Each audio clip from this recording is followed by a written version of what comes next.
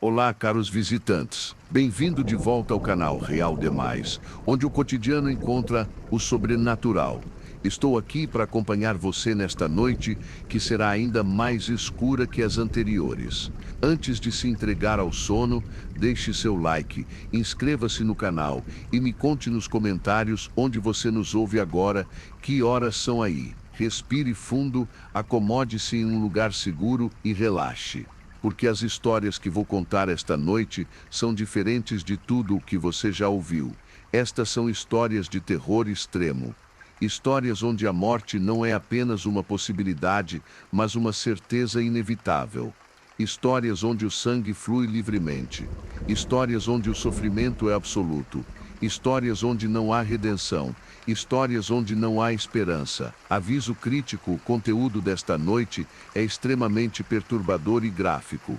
Se você tem sensibilidade a temas de violência extrema, morte, assassinato, desaparecimento, tortura, abuso ou qualquer forma de trauma psicológico severo, pause este vídeo agora. Estas não são histórias para os fracos de coração, estas não são histórias para crianças, estas não são histórias para pessoas com sensibilidade emocional.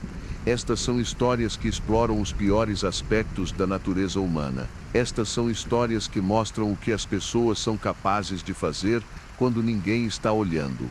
Dito isto, se você está pronto para descer comigo aos abismos mais profundos do horror, se você está pronto para enfrentar a realidade da morte e do sofrimento, então vamos começar. Vamos passar as próximas 10 horas juntos em um mundo onde a morte é constante, onde o desaparecimento é permanente, onde a justiça nem sempre vence, onde o mal não é punido, onde as pessoas desaparecem e ninguém nunca descobre o que aconteceu com elas. Então desligue as luzes, feche as portas, tranque as janelas, certifique-se de que está seguro, e vamos começar esta jornada para o horror absoluto. História 1: A Casa na Floresta Negra. Havia uma casa em uma floresta densa, escura, onde a luz do sol raramente penetrava. Uma floresta onde as árvores eram tão antigas que ninguém sabia quando haviam começado a crescer. Uma floresta onde as pessoas desapareciam. A casa era velha, muito velha, construída em 1887, segundo os registros que ainda existiam.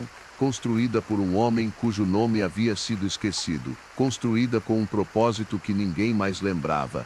A casa tinha 3 andares. O primeiro andar tinha uma sala de estar, uma cozinha, um banheiro. O segundo andar tinha 3 quartos.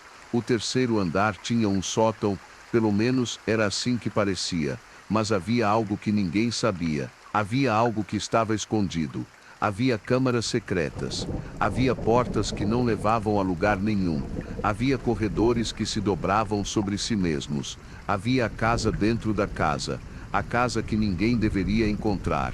A casa havia sido abandonada por muitos anos. Ninguém vivia lá. Ninguém queria viver lá.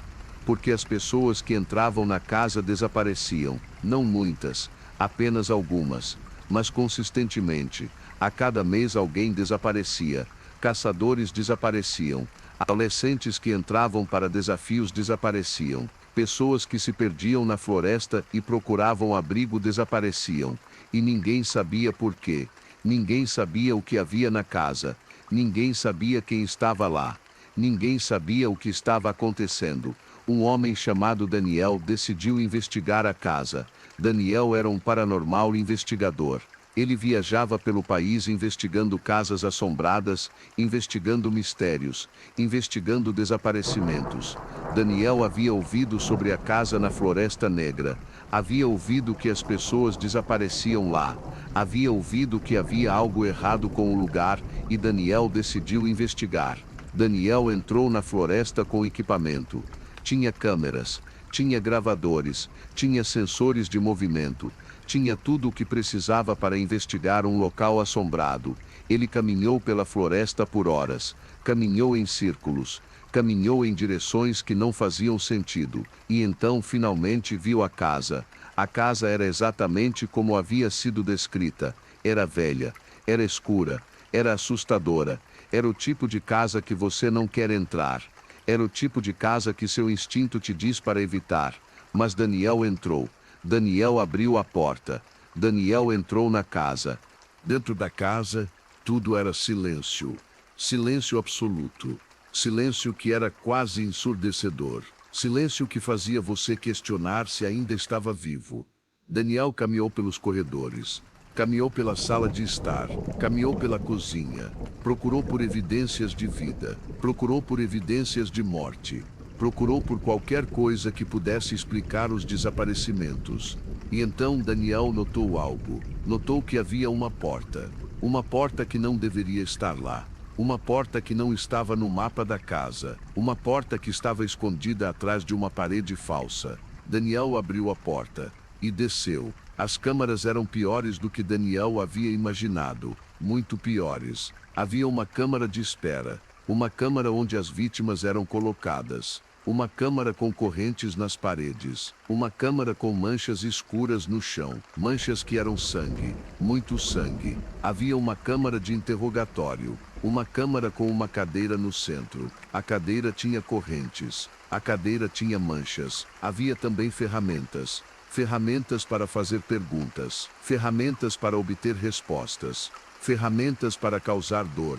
Havia uma câmara de tortura, uma câmara com mesas, mesas com correntes, mesas com manchas. Havia também instrumentos, instrumentos para cortar, instrumentos para queimar, instrumentos para despedaçar.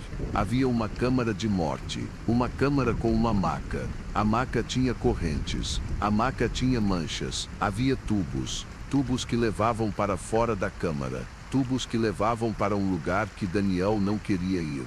Havia uma câmara de armazenamento, uma câmara fria, uma câmara com prateleiras, prateleiras que estavam vazias agora, mas que haviam contido coisas, coisas que Daniel não queria pensar sobre. Havia uma câmara de diversão, uma câmara com uma cama grande, uma cama suja, uma cama que havia sido usada para coisas que Daniel não queria imaginar. Havia uma câmara de coleta, uma câmara com caixas, caixas de madeira, caixas que estavam lacradas, caixas que continham coisas, coisas que cheiravam a morte, coisas que cheiravam a decomposição, coisas que cheiravam a desespero. Daniel procurou por mais, procurou por evidências, procurou por nomes, procurou por qualquer coisa que pudesse ajudá-lo a entender. E encontrou um diário escrito em letra cuidada, um diário que descrevia tudo o que havia acontecido na casa, tudo o que havia sido feito às vítimas, tudo o que o escritor havia sentido. O diário datava de 1987, 20 anos atrás, 20 anos de desaparecimentos, 20 anos de tortura. Daniel leu o diário, leu cada página, leu cada palavra, e ficou horrorizado, porque o que estava escrito no diário era indescritível. Era impossível imaginar que uma pessoa pudesse fazer essas coisas. Era impossível imaginar que uma pessoa pudesse ser tão cruel. Mas alguém havia feito, alguém havia escrito sobre isso. Alguém havia documentado cada crime, cada morte, cada momento de sofrimento. Daniel ouviu um som que o fez congelar. Um som de passos, passos que vinham de algum lugar na casa, passos que se aproximavam. Daniel correu de volta para as escadas, correu para subir, correu para sair da casa, mas a porta estava trancada. A porta que ele havia entrado estava trancada. Daniel tentou abri-la, tentou arrombá-la, tentou quebrar o vidro, mas a porta não abria. E então Daniel viu a figura, uma figura que descia as escadas, uma figura que tinha uma faca grande, uma faca que estava coberta de sangue, sangue fresco, sangue que ainda estava escorrendo. A figura tinha um rosto que Daniel reconheceu. Era um rosto que havia visto em fotografias. Um rosto que havia visto em documentários. Um rosto que pertencia a um homem que havia desaparecido 20 anos atrás. Um homem que havia sido procurado. Um homem que havia sido investigado. Um homem que havia sido presumido morto. Um homem que estava vivo. Um homem que havia estado na casa o tempo todo. Um homem que havia estado matando pessoas o tempo todo. Daniel tentou lutar. Tentou se defender. Tentou escapar. Mas o homem era forte, muito forte. O homem era rápido, muito rápido. O homem sabia o que estava fazendo. Daniel foi derrubado. Daniel foi derrubado no chão. Daniel foi cortado. Daniel foi cortado. Muitas vezes. Daniel foi cortado. Até que não havia mais sangue. Daniel foi cortado. Até que não havia mais vida. E então o homem colocou o corpo de Daniel em uma caixa de madeira. Uma caixa que seria selada. Uma caixa que seria armazenada. Uma caixa que seria esquecida. Porque Daniel era apenas mais uma vítima. Daniel era apenas mais um desaparecimento. Daniel era apenas mais um corpo que nunca seria encontrado. Daniel era apenas mais um nome que seria adicionado à lista. Uma lista que continuava a crescer. Uma lista que nunca terminaria. A casa na Floresta Negra permanece. Permanece onde está. Permanece esperando. Esperando por mais vítimas. Esperando por mais pessoas que entrem. Esperando por mais sangue. E há relatos de pessoas que entram na floresta e nunca saem. Pessoas que desaparecem. Pessoas que nunca são encontradas. Pessoas que se tornam parte da coleção. Parte da casa. Parte do horror que continua. Porque o homem continua vivo. Continua na casa. Continua matando. Continua coletando. Continua fazendo o que faz. E ninguém consegue pará-lo. Porque ninguém sabe que ele está lá. Porque ninguém consegue encontrar a casa. Porque a floresta protege seus segredos. História 2. O açougue humano. Havia um açougue em uma rua lateral de uma cidade grande. Um açougue como qualquer outro. Um açougue que vendia carne. Um açougue que tinha clientes regulares. Um açougue que parecia normal. Mas o açougue tinha um segredo. Um segredo que estava escondido nos fundos. Um segredo que estava escondido no porão. Um segredo que era muito mais sinistro do que qualquer pessoa poderia imaginar. O açougue era dirigido por um homem chamado Vitor. Vitor era um homem de meia idade, com cabelos grisalhos, com um sorriso que parecia amigável. Vitor era o tipo de pessoa que você confiaria. Vitor era o tipo de pessoa que você compraria carne. Mas Vitor tinha um hobby. Um hobby que ele praticava no porão do açougue. Um hobby que envolvia carne, mas não carne de animal, carne humana. Vitor havia começado há 15 anos. Havia começado com uma mulher que havia desaparecido. Uma mulher que ninguém havia procurado muito. Uma mulher que ninguém havia notado que estava faltando. Vitor havia levado para o porão. Vitor havia feito coisas com ela. Vitor havia a matado. Vitor havia processado seu corpo. E então, Vitor havia vendido a carne. Havia vendido a carne para seus clientes. Havia vendido a carne como se fosse carne de vaca. Havia vendido a carne e ninguém havia notado a diferença. Vitor havia desenvolvido um sistema. Um sistema que era eficiente. Um sistema que era lucrativo. Um sistema que funcionava. Vitor havia começado a sequestrar pessoas. Pessoas que ninguém procuraria. Pessoas que ninguém notaria que desapareceram. Pessoas que eram invisíveis. Pessoas que eram descartáveis. Vitor as levava para o porão. Vitor as mantinha vivas por alguns dias. Vitor as torturava. Vitor as matava. Vitor as processava. Vitor as vendia. Durante 15 anos, Vitor havia feito isso. Durante 15 anos, ele havia matado pessoas. Durante 15 anos, ele havia vendido carne humana. Durante 15 anos, ninguém havia descoberto. Mas então, um cliente começou a suspeitar. Um cliente chamado Ricardo. Ricardo havia comprado carne de Vitor por muitos anos. Ricardo havia confiado em Vitor. Ricardo havia recomendado Vitor para seus amigos. Mas Ricardo havia começado a notar algo. Havia começado a notar que havia algo diferente na carne. Havia começado a notar que a textura era diferente. Havia começado a notar que o gosto era diferente. Havia começado a notar que a carne tinha características que carne de animal não deveria ter. Ricardo havia começado a fazer perguntas. Ricardo havia perguntado a Vitor de onde vinha a carne. Ricardo havia perguntado qual era a fonte. Ricardo havia perguntado por que a carne era tão diferente. Vitor havia respondido com calma. Vitor havia dito que era carne de uma raça especial de gado. Vitor havia dito que era importada de um país distante. Vitor havia mentido, mas Ricardo não acreditou. Ricardo começou a investigar. Ricardo começou a procurar por informações. Ricardo começou a fazer perguntas para outras pessoas. Ricardo havia descoberto algo. Havia descoberto que havia desaparecimentos. Havia descoberto que havia pessoas que desapareciam regularmente. Havia descoberto que havia um padrão. Havia descoberto que todas as pessoas desaparecidas tinham uma coisa em comum. Todas elas haviam comprado carne de Vitor. Ou alguém que conheciam havia comprado carne de Vitor. Ricardo havia ido à polícia. Ricardo havia contado o que havia descoberto. Ricardo havia compartilhado suas suspeitas. Ricardo havia pedido que investigassem. A polícia havia sido cética no início, mas Ricardo havia insistido. Ricardo havia fornecido evidências. Ricardo havia fornecido nomes. Ricardo havia fornecido datas.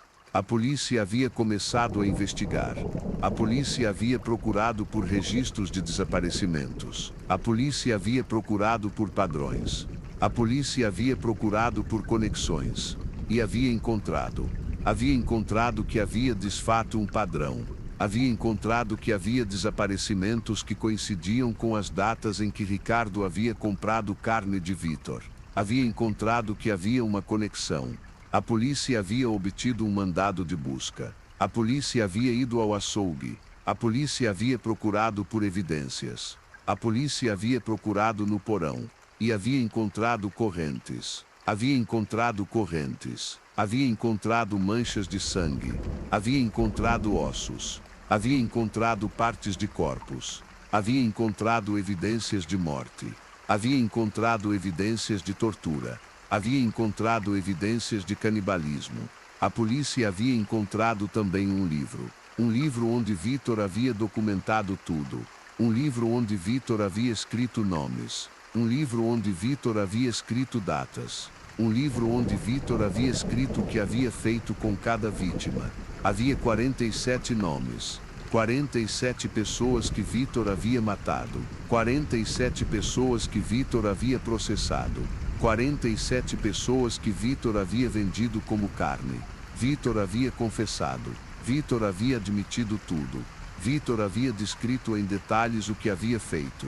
Vitor havia descrito como havia matado. Vitor havia descrito como havia processado. Vitor havia descrito como havia vendido. Vitor havia dito que havia custado. Vitor havia dito que havia sentido poder. Vitor havia dito que havia sentido satisfação. Vitor havia dito que havia querido continuar. Vitor havia sido condenado à morte. Vitor havia sido executado, mas antes de sua execução, Vitor havia pedido para falar com a polícia. Vitor havia pedido para contar a verdade. Vitor havia pedido para confessar os crimes que não havia documentado. Vitor havia dito que havia matado mais do que 47 pessoas. Vitor havia dito que havia matado 63 pessoas. Vitor havia dito que havia matado pessoas que ninguém havia procurado. Vitor havia dito que havia matado pessoas que ninguém havia notado que desapareceram. Mas Vitor não havia dito onde estavam os outros corpos. Vitor não havia dito como havia se livrado deles. Vitor apenas havia sorriu e havia ido para a morte. O açougue de Vitor foi fechado. O açougue foi demolido.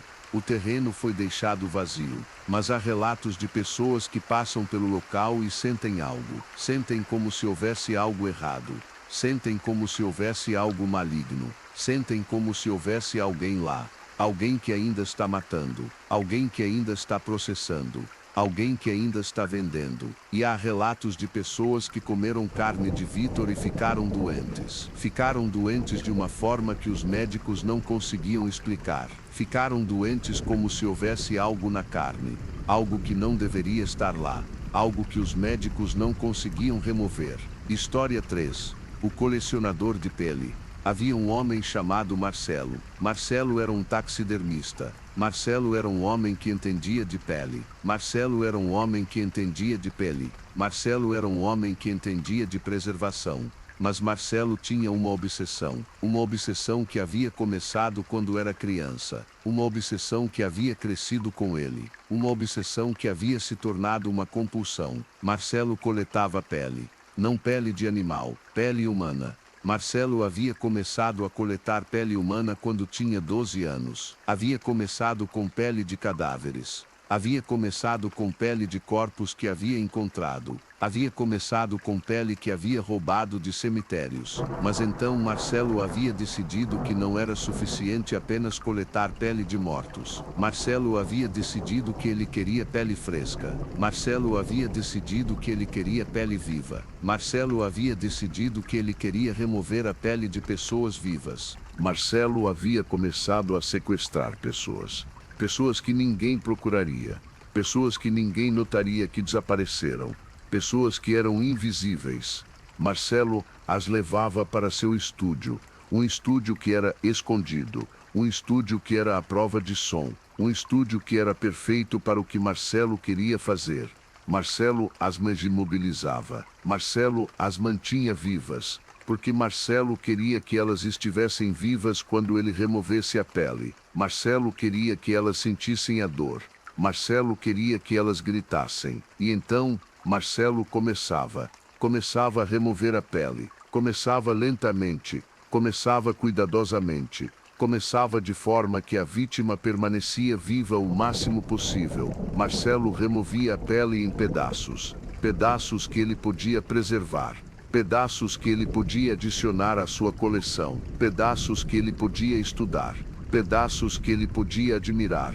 Quando a vítima finalmente morria, Marcelo a descartava. Marcelo a queimava. Marcelo a enterrava. Marcelo se livrava do corpo, mas mantinha a pele. Mantinha a pele para sempre. A coleção de Marcelo era vasta. Muito vasta. Havia centenas de peças de pele. Havia centenas de vítimas. Havia centenas de histórias de morte. Marcelo havia preservado cada peça com cuidado. Havia preservado cada peça como se fosse um tesouro. Havia preservado cada peça como se fosse uma obra de arte. Marcelo havia organizado a coleção.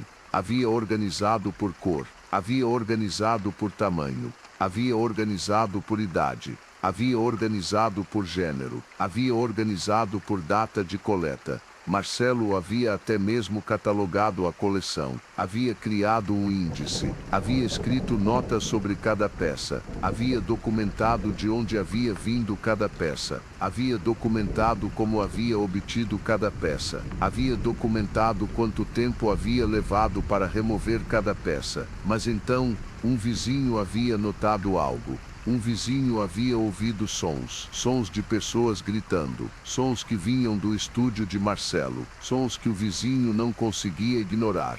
O vizinho havia chamado a polícia. A polícia havia ido ao estúdio. A polícia havia procurado por evidências. A polícia havia procurado por vítimas. E havia encontrado o estúdio. Havia encontrado as correntes. Havia encontrado as ferramentas. Havia encontrado a coleção. A polícia havia encontrado centenas de peças de pele. Havia encontrado centenas de vítimas documentadas. Havia encontrado centenas de histórias de morte. A polícia havia encontrado também os registros de Marcelo. Havia encontrado o índice. Havia encontrado as notas. Havia encontrado a documentação. Havia 89 vítimas documentadas. 89 pessoas que Marcelo havia matado. 89 pessoas cuja pele havia sido removida. 89 pessoas que haviam sido preservadas na coleção de Marcelo. Marcelo havia admitido tudo. Marcelo havia descrito em detalhes o que havia feito. Marcelo havia descrito como havia removido a pele. Marcelo havia descrito como havia preservado a pele. Marcelo havia descrito como havia organizado a coleção. Marcelo havia dito que havia gostado. Marcelo havia dito que havia sentido alegria. Marcelo havia dito que havia sentido satisfação. Marcelo havia dito que havia querido continuar. Marcelo havia sido condenado à morte. Marcelo havia sido executado. Mas antes de sua execução, Marcelo havia pedido para falar com a polícia. Marcelo havia pedido para contar a verdade. Marcelo havia dito que havia matado mais do que 89 pessoas. Marcelo havia dito que havia matado 127 pessoas. Marcelo havia dito que havia começado quando tinha 12 anos. Marcelo havia dito que havia continuado por 45 anos. Marcelo havia dito que havia matado uma pessoa a cada 2 meses. Marcelo havia dito que havia sido consistente. Marcelo havia dito que havia sido metódico. Mas Marcelo não havia dito onde estavam os outros corpos. Marcelo não havia dito onde estava o resto da coleção. Marcelo apenas havia sorriu e havia ido para a morte. A coleção de Marcelo foi destruída. A polícia havia queimado cada peça. A polícia havia destruído cada registro. A polícia havia tentado apagar a evidência de que a coleção havia existido. Mas há relatos de pessoas que trabalham no departamento de polícia que têm pesadelos. Pesadelos sobre a coleção. Pesadelos sobre as vítimas. Pesadelo sobre o que havia sido feito com elas. E há relatos de pessoas que passam pelo local onde o estúdio de Marcelo costumava ficar e sentem algo. Sentem como se houvesse algo errado. Sentem como se houvesse algo maligno. Sentem como se houvesse alguém lá. Alguém que ainda está coletando. Alguém que ainda está removendo pele. Alguém que ainda está preservando. História 4. O Poço dos Desaparecidos. Havia um poço em uma propriedade rural. Um poço que havia sido construído há muitos anos. Um poço que era profundo. Um poço que era perigoso. O poço havia sido abandonado há décadas. Ninguém sabia por quê. Ninguém sabia quando havia sido abandonado. Ninguém sabia o que havia acontecido. Mas havia relatos de pessoas que se aproximavam do poço e desapareciam. Havia relatos de pessoas que caíam no poço.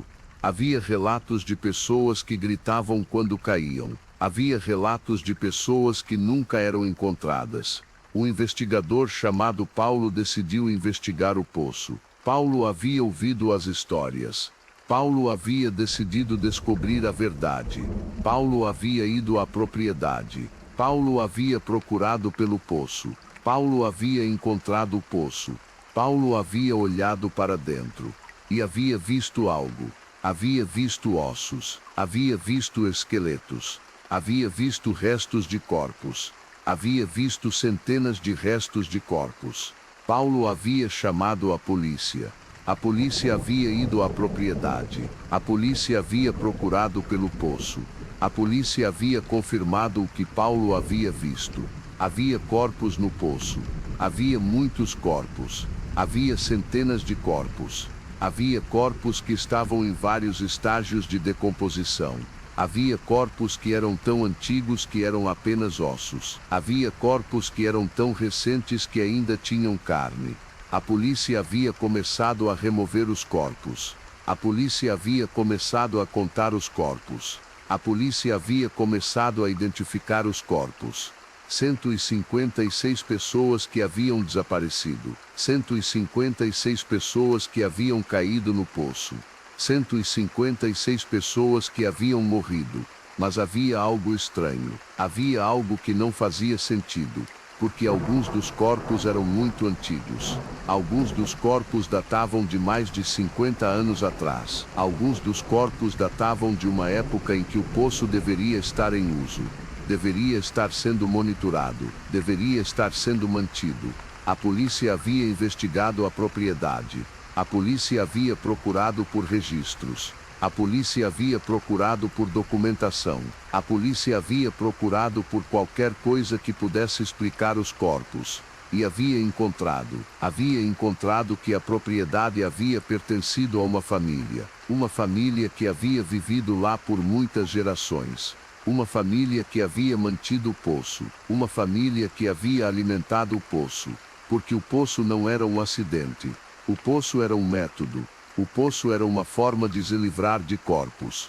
O poço era uma forma de desaparecer pessoas. A família havia estado matando pessoas e jogando-as no poço por mais de 50 anos. A família havia estado fazendo isso consistentemente. A família havia estado fazendo isso como um ritual. A família havia estado fazendo isso como parte de sua vida. A polícia havia investigado os membros da família. A polícia havia procurado por suspeitos. A polícia havia procurado por evidências. E havia encontrado que havia 3 membros da família vivos. Havia um avô.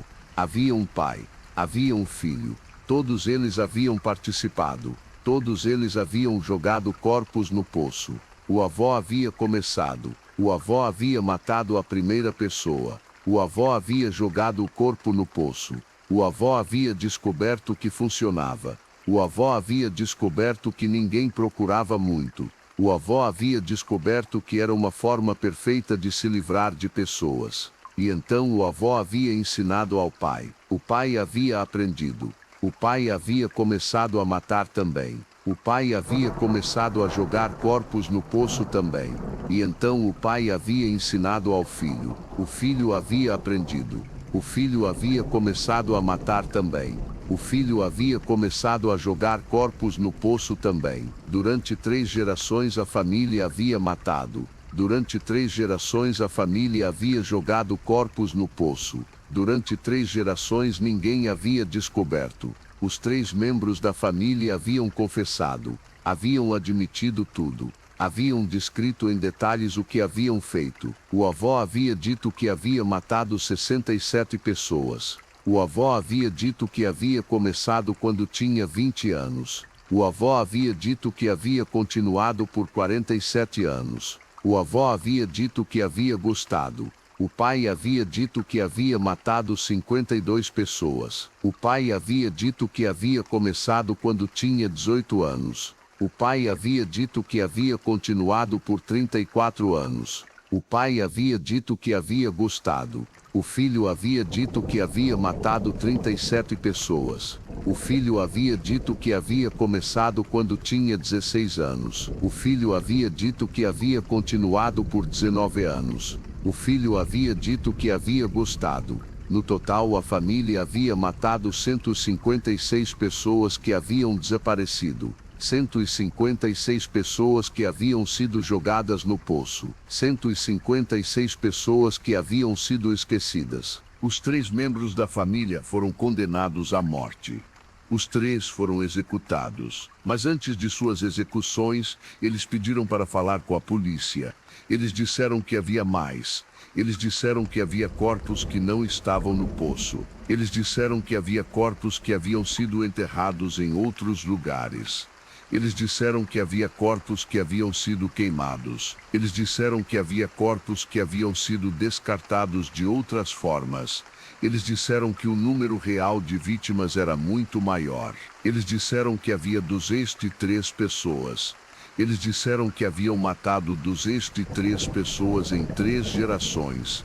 Mas eles não disseram onde estavam os outros corpos. Eles não disseram como haviam se livrado deles. Eles apenas sorriram e foram para a morte. O poço foi selado. O poço foi preenchido com concreto. O poço foi coberto. O poço foi esquecido. Mas há relatos de pessoas que vivem próximo à propriedade que ouvem sons. Sons de pessoas gritando. Sons que vêm do chão. Sons que vêm do poço selado. E há relatos de pessoas que se aproximam do poço e desaparecem. Pessoas que vão investigar. Pessoas que vão procurar. Pessoas que nunca voltam. Como se o poço ainda estivesse ativo. Como se o poço ainda estivesse coletando. Como se o poço ainda estivesse esperando por mais corpos. História 5. O laboratório secreto. Um prédio foi demolido em uma cidade grande. Um prédio antigo que havia sido abandonado por muitos anos. Um prédio que ninguém queria. Um prédio que ninguém procurava. Durante a demolição, os trabalhadores encontraram algo. Encontraram uma porta que estava escondida. Uma porta que levava para baixo. Uma porta que levava para um laboratório secreto. Um laboratório que havia sido construído sob o prédio. Um laboratório que ninguém sabia que existia. Um laboratório que havia estado operando em segredo. Dentro do laboratório havia equipamento. Havia equipamento médico. Havia equipamento científico. Havia equipamento que era usado para experimentos. Havia também câmaras. Câmaras que eram usadas para manter pessoas. Câmaras que eram usadas para observar pessoas. Câmaras que eram usadas para fazer coisas com pessoas. Havia também registros. Registros de experimentos. Registros de vítimas. Registros de resultados. Registros que documentavam tudo o que havia acontecido no laboratório. Os registros descreviam experimentos. Experimentos que eram feitos em pessoas. Experimentos que eram feitos sem consentimento. Experimentos que causavam morte. Experimentos que causavam sofrimento.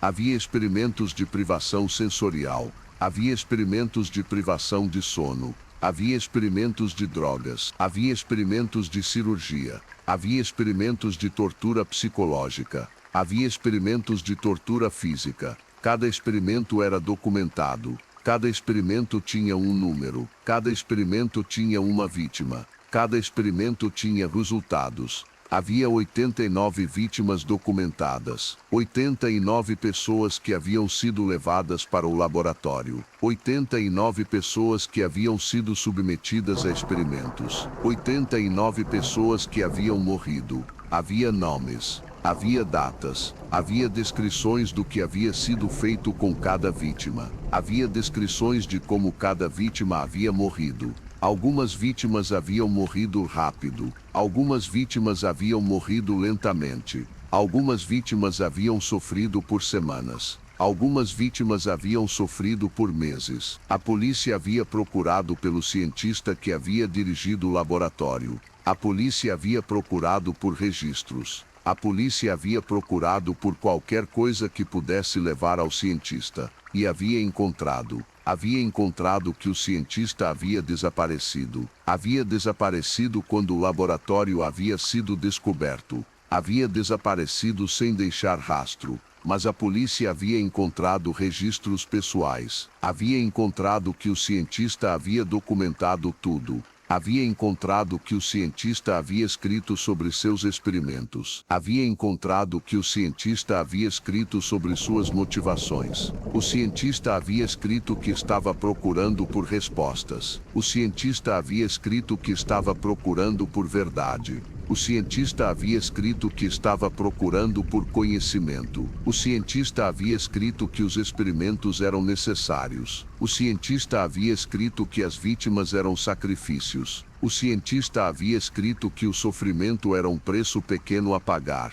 A polícia havia procurado pelo cientista. A polícia havia procurado em todo o país. A polícia havia procurado em todo o mundo. Mas o cientista nunca foi encontrado. Havia relatos de avistamentos. Havia relatos de pessoas que haviam visto o cientista. Havia relatos de pessoas que haviam falado com o cientista. Mas nenhum dos relatos havia levado a nada.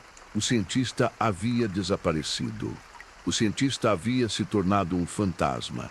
O cientista havia se tornado uma lenda. O cientista havia se tornado um mito. O laboratório foi destruído. O prédio foi demolido. O terreno foi deixado vazio. Mas há relatos de pessoas que passam pelo local e sentem algo. Sentem como se houvesse algo errado. Sentem como se houvesse algo maligno. Sentem como se houvesse alguém lá. E há relatos de pessoas que veem o cientista. Veem o cientista caminhando pelas ruas. Veem o cientista procurando por vítimas. Veem o cientista procurando por pessoas para seus experimentos. E há relatos de pessoas que são levadas. Pessoas que desaparecem. Pessoas que nunca são encontradas. Pessoas que se tornam parte de um novo laboratório. Um laboratório que está em algum lugar. Um laboratório que está operando em segredo. Um laboratório que está esperando por mais vítimas. História 6. O colecionador de vozes. Havia um homem chamado Gustavo. Gustavo era um produtor de áudio. Gustavo era um homem que entendia de som. Gustavo era um homem que entendia de vozes. Mas Gustavo tinha uma obsessão. Uma obsessão que havia começado quando era criança. Uma obsessão que havia crescido com ele. Uma obsessão que havia se tornado uma compulsão. Gustavo coletava vozes, não vozes de celebridades, Não vozes de pessoas famosas, vozes de pessoas comuns, vozes de pessoas que ninguém conhecia, vozes de pessoas que desapareciam. Gustavo havia começado a sequestrar pessoas, pessoas que tinham vozes interessantes, pessoas que tinham vozes que Gustavo queria coletar. Gustavo as levava para seu estúdio, um estúdio que era a prova de som, um estúdio que era perfeito para gravação, um estúdio que era perfeito para o que Gustavo queria fazer. Gustavo as forçava a falar, Gustavo as forçava a gritar, Gustavo as forçava a cantar. Gustavo gravava tudo, e então, Gustavo as matava. Gustavo as matava, de forma que pudesse preservar suas vozes. Gustavo as matava, de forma que pudesse continuar ouvindo suas vozes. Gustavo as matava de forma que pudesse continuar coletando. Durante 20 anos, Gustavo havia coletado vozes. Durante 20 anos, ele havia matado pessoas. Durante 20 anos, ninguém havia descoberto. Até que um dia, um vizinho havia ouvido algo. Um vizinho havia ouvido vozes vindo do estúdio de Gustavo. Vozes que gritavam. Vozes que pediam ajuda. Vozes que eram gravadas. O vizinho havia chamado a polícia. A polícia havia ido ao estúdio. A polícia havia procurado por evidências. A polícia havia procurado por vítimas. E havia encontrado. Havia encontrado centenas de gravações. Havia encontrado centenas de vozes. Havia encontrado centenas de vítimas documentadas. Gustavo havia confessado.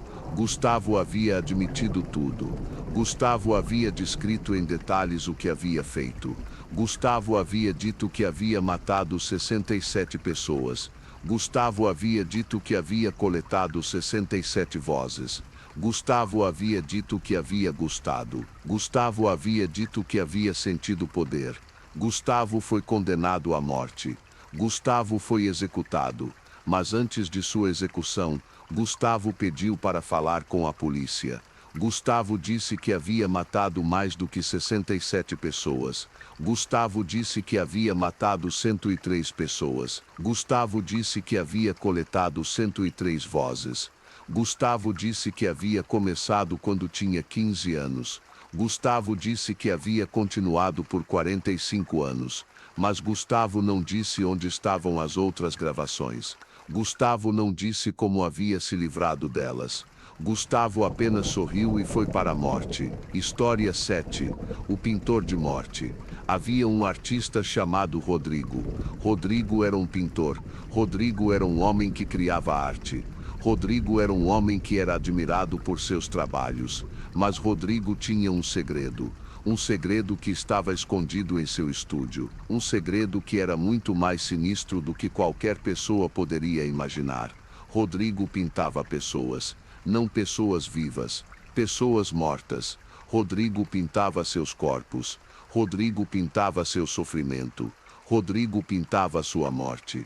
Rodrigo havia começado a sequestrar pessoas. Pessoas que ele queria pintar. Pessoas que ele queria capturar em tela. Pessoas que ele queria imortalizar. Rodrigo as levava para seu estúdio. Rodrigo as prendia. Rodrigo as torturava. Rodrigo as matava. E então Rodrigo as pintava. Rodrigo criava obras-primas. Obras-primas que mostravam morte. Obras-primas que mostravam sofrimento. Obras-primas que mostravam o último momento de cada vítima. Durante 15 anos, Rodrigo havia pintado. Durante 15 anos, ele havia matado.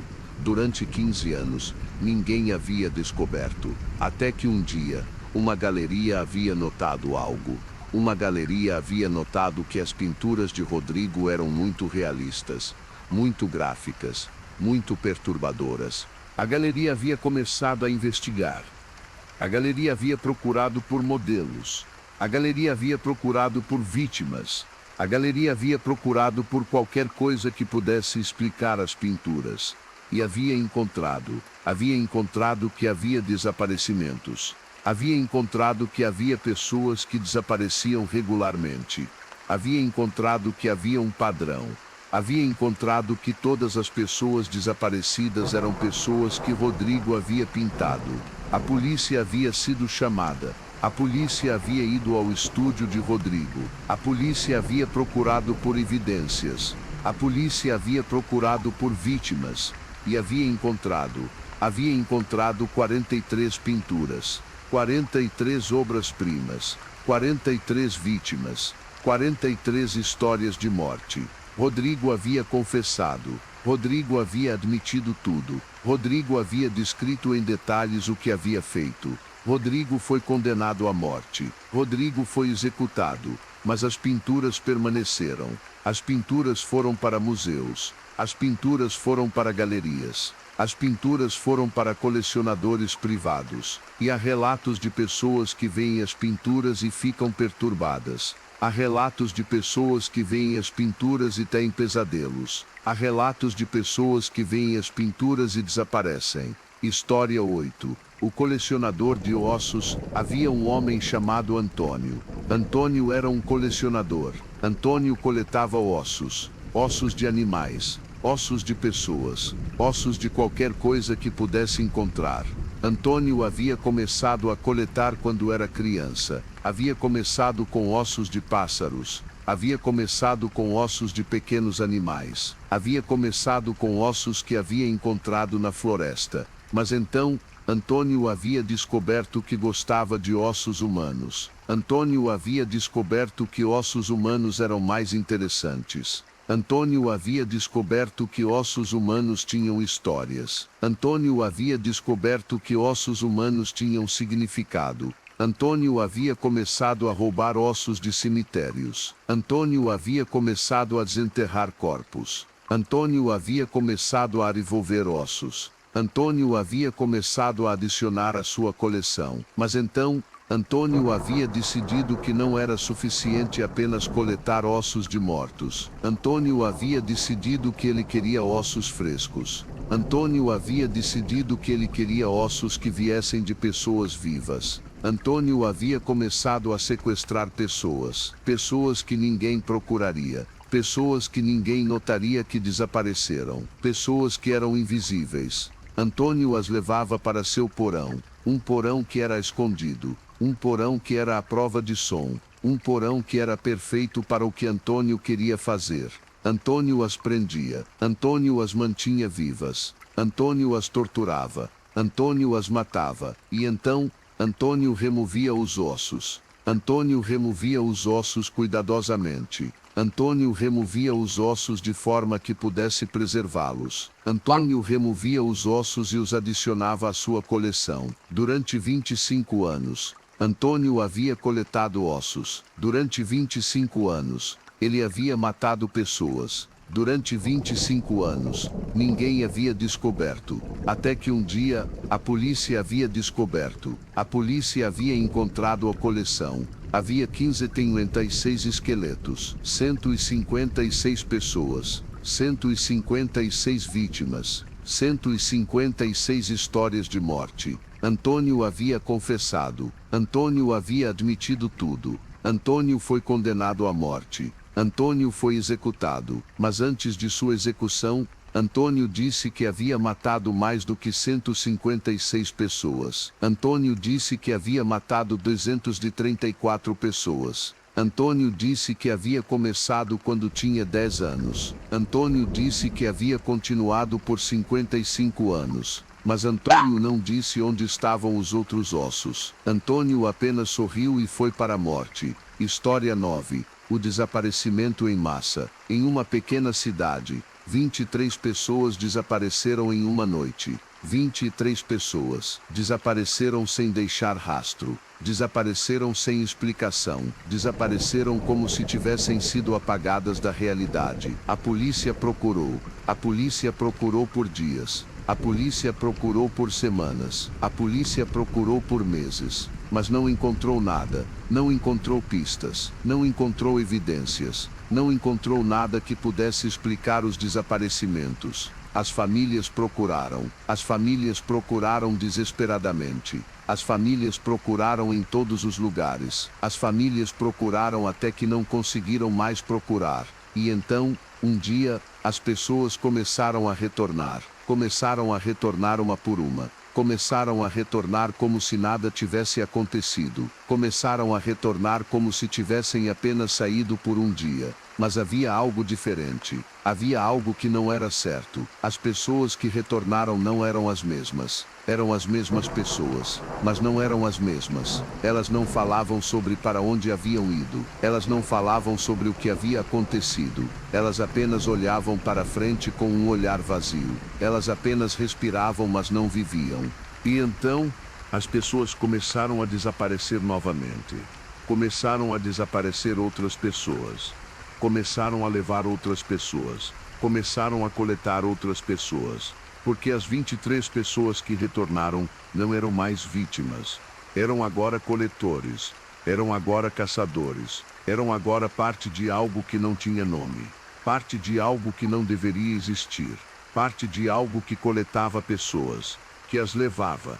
Que as transformava em coletores também. E a lista de desaparecidos continuou a crescer. A lista continuou a aumentar. A lista continuou a se expandir. Porque há sempre mais pessoas para coletar. Há sempre mais pessoas para transformar. História 10. O culto do silêncio. Havia um culto em uma cidade. Um culto que era secreto. Um culto que era escondido. Um culto que era secreto. Um culto que era escondido. Um culto que operava nas sombras. O culto tinha um líder. Um líder que era carismático. Um líder que era persuasivo. Um líder que era maligno. O culto tinha membros. Membros que acreditavam. Membros que obedeciam. Membros que matavam. O culto tinha um propósito. Um propósito que era obscuro. Um propósito que era sinistro. Um propósito que envolvia morte. Um propósito que envolvia sacrifício. O culto havia começado a sequestrar pessoas. Pessoas que ninguém procuraria. Pessoas que ninguém notaria que desapareceram. Pessoas que eram invisíveis. O culto as levava para um local secreto. Um local que era escondido. Um local que era à prova de som. Um local que era perfeito para o que o culto queria fazer.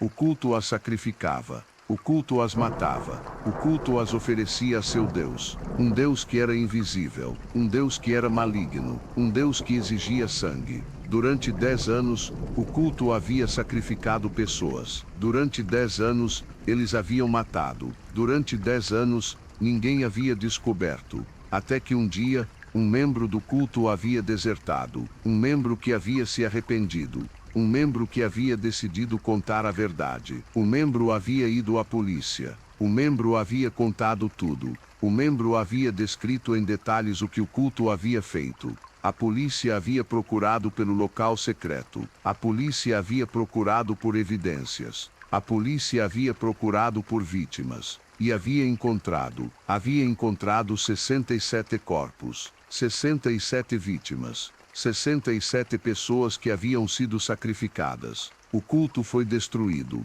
O líder foi preso. Os membros foram presos. Todos foram condenados, mas há relatos de que o culto continua. Há relatos de que há membros que não foram encontrados. Há relatos de que há um novo líder. Há relatos de que há sacrifícios que continuam. História 11. O médico maldito. Havia um médico em uma clínica privada. Um médico que era respeitado. Um médico que era confiado. Um médico que era admirado. Mas o médico tinha um segredo. Um segredo que estava escondido em sua clínica. Um segredo que era muito mais sinistro do que qualquer pessoa poderia imaginar.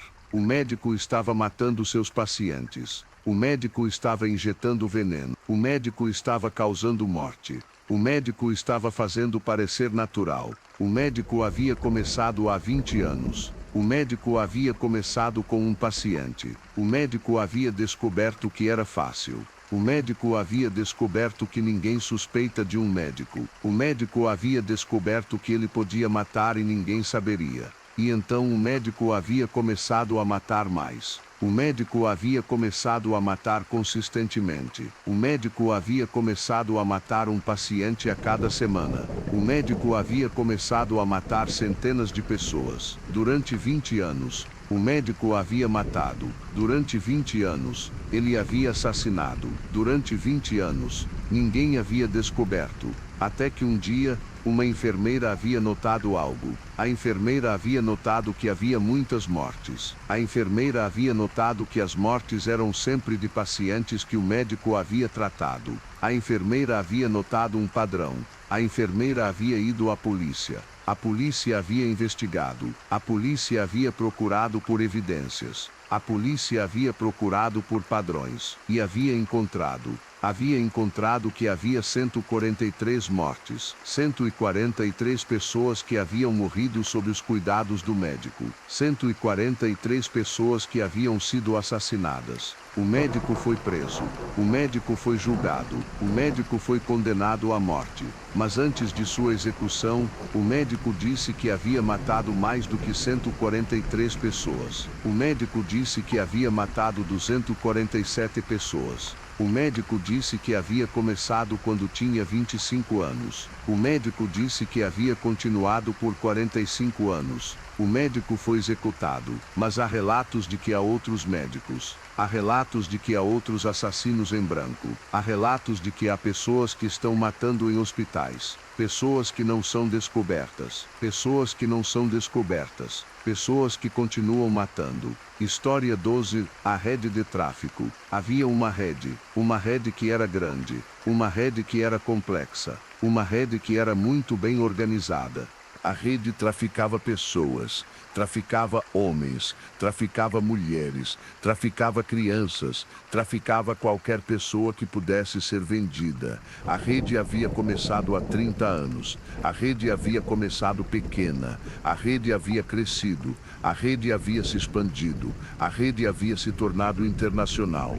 A rede tinha líderes, líderes que eram poderosos, líderes que eram ricos, líderes que eram intocáveis. A rede tinha membros, membros que capturavam pessoas, membros que transportavam pessoas, membros que vendiam pessoas, membros que matavam pessoas. A rede havia traficado centenas de milhares de pessoas, centenas de milhares de vidas destruídas, centenas de milhares de pessoas que desapareceram, centenas de milhares de pessoas que nunca foram encontradas. A polícia havia investigado, a polícia havia procurado por evidências, a polícia havia procurado por suspeitos, a polícia havia procurado por vítimas, e havia encontrado que a rede era muito maior do que havia imaginado.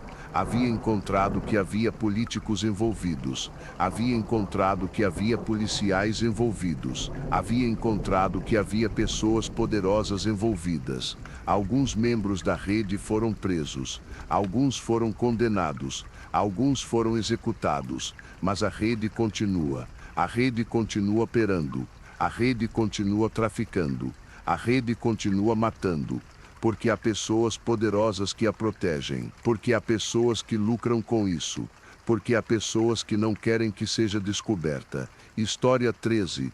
O último desaparecimento. Havia uma menina chamada Sofia. Sofia tinha 17 anos. Sofia era bonita. Sofia tinha uma vida normal. Sofia tinha tudo pela frente. Um dia Sofia desapareceu. Desapareceu quando estava voltando da escola. Desapareceu sem deixar rastro. Desapareceu como tantas outras pessoas haviam desaparecido. Seus pais procuraram por ela. A polícia procurou por ela. A cidade inteira procurou por ela. Mas não havia pistas, não havia evidências. Não havia nada que pudesse levar a Sofia. Semanas se tornaram meses. Meses se tornaram anos. E Sofia nunca foi encontrada. Sofia foi adicionada à lista de pessoas desaparecidas. Uma lista que cresce a cada ano. Uma lista de pessoas que ninguém mais procura. Mas então, um dia, Sofia reapareceu. Reapareceu em uma rua da cidade. Reapareceu como se nada tivesse acontecido. Reapareceu como se tivesse apenas saído por um dia. Seus pais correram para abraçá-la. A polícia correu para questioná-la. Todos queriam saber onde ela havia estado. Todos queriam saber o que havia acontecido com ela. Mas Sofia não falava. Sofia não respondia. Sofia apenas olhava para frente, com um olhar vazio. Sofia apenas respirava, mas não vivia. Os médicos examinaram Sofia.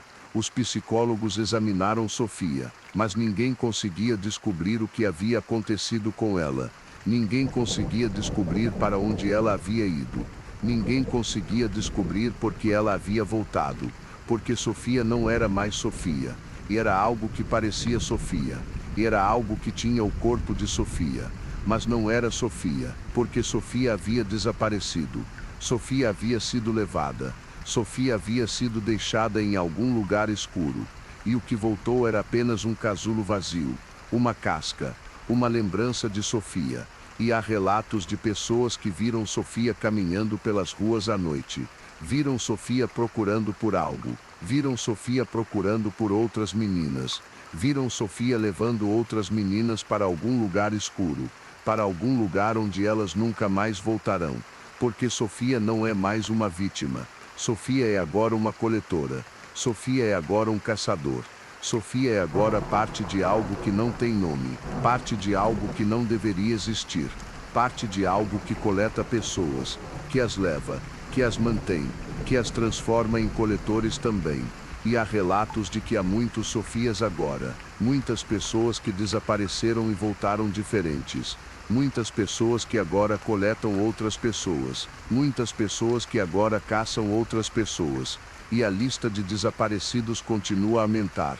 A lista continua a se expandir. Porque há sempre mais pessoas para coletar. Há sempre mais pessoas para levar. Há sempre mais pessoas para transformar em coletores. E ninguém consegue parar. Porque ninguém sabe quem são os coletores. Porque ninguém consegue identificá-los. Porque eles parecem pessoas normais, porque eles vivem entre nós, porque eles caminham pelas ruas, porque eles trabalham conosco, porque eles vivem ao nosso lado, e há relatos de pessoas que desaparecem todos os dias, pessoas que são levadas, pessoas que nunca voltam, pessoas que se tornam parte do sistema, pessoas que se tornam parte de algo que é muito maior do que qualquer um de nós pode imaginar. Viajante dos sonhos, chegamos ao fim desta jornada através de 13 histórias que desafiam a realidade, onde a morte é constante, onde o desaparecimento é permanente, onde a justiça nem sempre vence, onde o mal não é punido, onde as pessoas desaparecem e ninguém nunca descobre o que aconteceu com elas. Histórias de pessoas comuns que cometeram crimes extraordinários. Histórias de assassinos que viveram entre nós. Histórias de vítimas que nunca foram encontradas. Histórias que exploram os piores aspectos da natureza humana. Histórias que mostram o que as pessoas são capazes de fazer quando ninguém está olhando. Histórias que são baseadas em eventos reais. Histórias que são baseadas em crimes reais. Histórias que são baseadas em desaparecimentos reais. Histórias que mostram que a realidade é muito mais assustadora do que qualquer ficção. Agora, antes de você se entregar ao sono, gostaria de pedir que deixe seu like neste vídeo. Seu apoio significa muito para o canal Real Demais. Inscreva-se se ainda não fez, para receber mais histórias como estas, narrativas que exploram os limites entre o cotidiano e o macabro. E nos comentários, me conte qual foi sua história favorita, qual delas te assustou mais, qual delas te fez pensar, qual delas te fez questionar a realidade. Lembre-se, viajante, que estas histórias, embora ficcionais, exploram medos e mistérios universais.